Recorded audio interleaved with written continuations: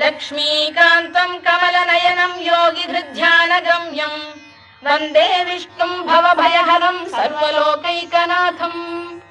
मेघश्यामम् पीतकौशेयवासम् श्रीवत्साङ्कम् कौस्तुभोद्भासिताङ्गम् पुण्योपेतम् पुण्डरीकायताक्षम् विष्णुम् वन्दे सर्वलोकैकनाथम् नमः समस्तभूतानामादिभूताय भूभृते अनेकरूपरूपाय विष्णवे प्रभविष्णवे सशङ्खचक्रम् सकिरीटकुण्डलम् सपीतवस्त्रम् सरसीरुहेक्षणम् सहारवक्षस्थलशोभिकौस्तुभम् नमामि विष्णुम् शिरसा चतुर्भुजम् छायायाम् पारिजातस्य हेमसिंहासनोपरि आसीनमम्बुदश्याममायताक्षमलङ्कृतम् चन्द्राननम् चतुर्बाहुम् श्रीवत्साङ्कितवक्षसम्